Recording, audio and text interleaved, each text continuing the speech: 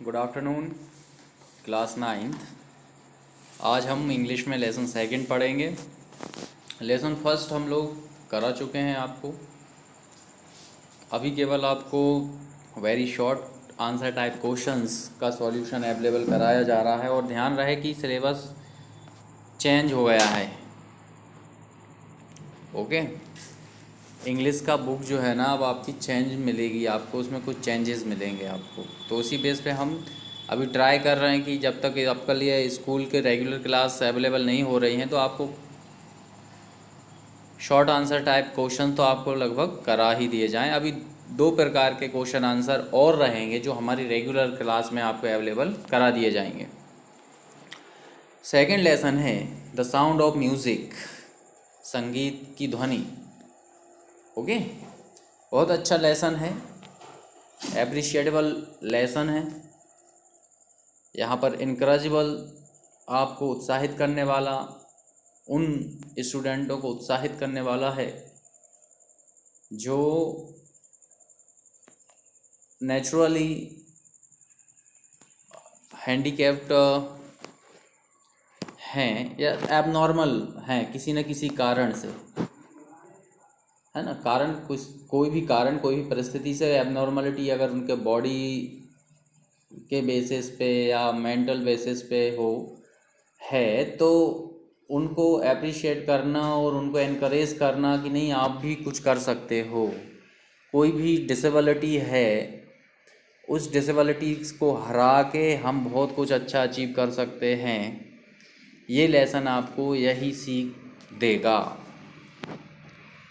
ठीक है। यहाँ पर एक एवलाइन नाम की एक बच्ची होती है, छोटी सी बच्ची होती है, स्कूल में अध्ययन करती है। तो वो एबनॉर्मलिटी होती है, उसको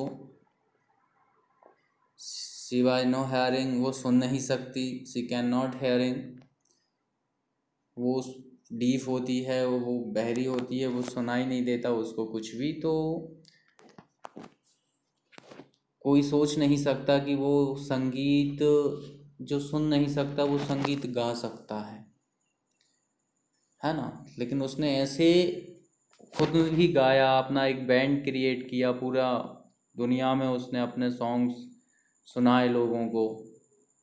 और एक ऐसी पावर उसने अपने अंदर डेवलप कर ली जिस पावर के थ्रू वो लोगों की बात को आसानी से समझ सकती थी। सुनना ही नहीं देता था लेकिन वो समझ लेती थी कि लोग क्या कह रहे हैं। ये उसने एक अजीब और बहुत शानदार पावर अचीव कर ली थी। तो एक था ये कि हम लोगों की बातें सुनकर हार मान लेते, घर बैठ जाते। और एक ये था कि हमने उसने परिस्थितियों के आगे हार नहीं मानी। उसने अपना एक दरवाज़ा बंद हुआ तो दूसरा उसने अपने लिए दरवाज़ा खोल लिया। हाँ भाई देखो, प्रयास तो करने पड़ते हैं, ठीक है। तो पढ़ेंगे लेसन तो और भी इंटरेस्टिंग फैक्ट्स निकल के आएंगे। बट अभी क्वेश्चन आंसर देख लीजिए। फर्स्ट क्वेश्चन है, how old was eleven how old was Evelyn when she went to the Royal Academy of Music. जब Evelyn Royal Academy of Music गई थी तब उसकी आयु क्या थी।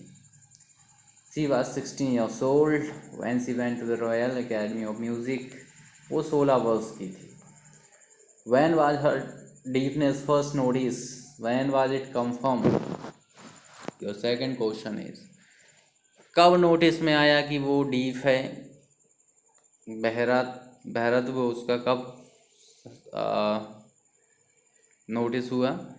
वैन वाज इट कन्फर्म, और ये कब बिल्कुल निर्धारित हो गया कि नहीं यार ये सुन नहीं सकती, ये तो वास्तव में डीफ है। चलिए देखते हैं। When she was 8 years old, जब वो 8 वर्ष की थी।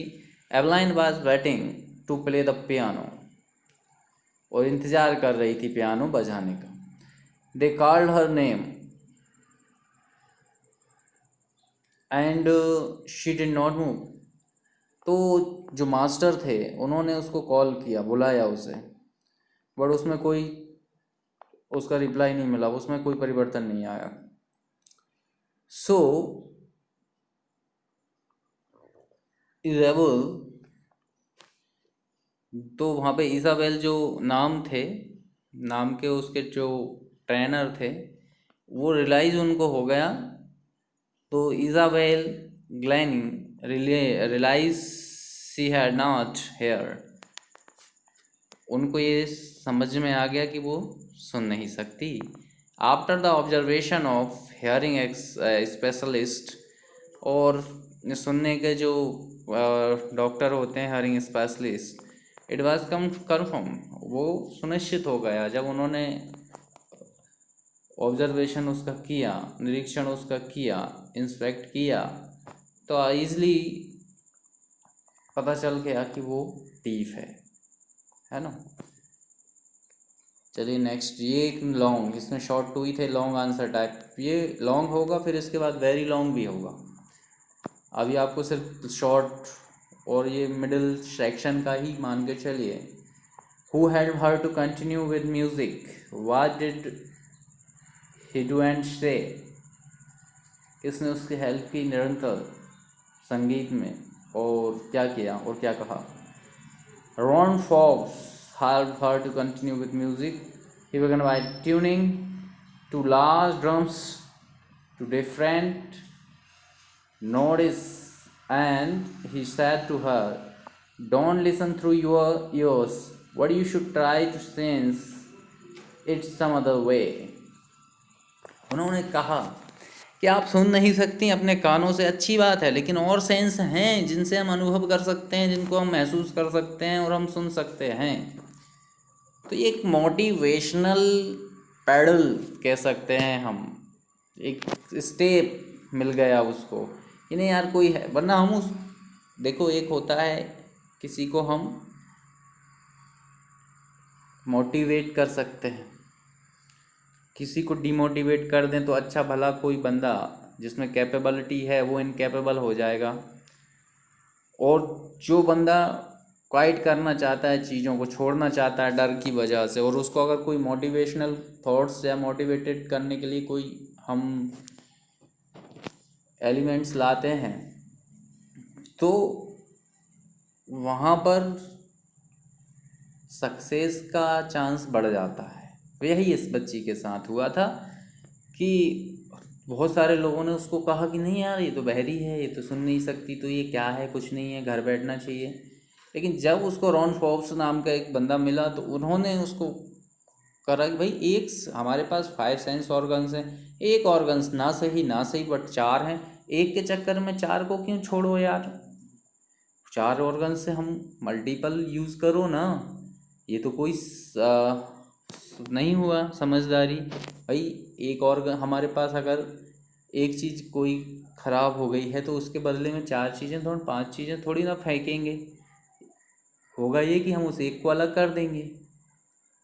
वही उन्होंने कहा कि भाई एक ऑर्गन से आपका काम नहीं कर रहा, 4 तो कर रहे हैं ना, तो इन 4 के आधार पे हम हर चीज़ कर लो, थोड़ा बहुत सफ़र होगा बट करने में ऐसा नहीं है कि आप कर नहीं सको। और ऐसा उसने करा, अपने दूसरे ऑर्गन से उसने, अपने सेंस से उसने अनुभव किया कि लोग क्या कहना चाह रहे हैं और मैं क्या लोगों को सुना रही हूँ। तो उसमें जब फेवरेबल कंडीशन क्रिएट हो गई तो वो नॉर्मली गाने लगी और बहुत अच्छी सिंगर बनी, उसको बहुत सारे अवार्ड अचीव हुए। बहुत अच्छा लेसन है, नेक्स्ट क्लास में हम इसको ज़रूर पढ़ेंगे अच्छे से। जब रेगुलर क्लास होगी तो इस लेसन को बड़े एक्सप्लेनेशन के साथ आपको पढ़ाया जाएगा। ये क्वेश्चन आंसर आप लिखने का ट्राई करें और तैयार रहें, क्योंकि अब आपको बहुत अच्छी इंग्लिश सीरीज़ मिलने वाली है। Thank you for watching this video everyone.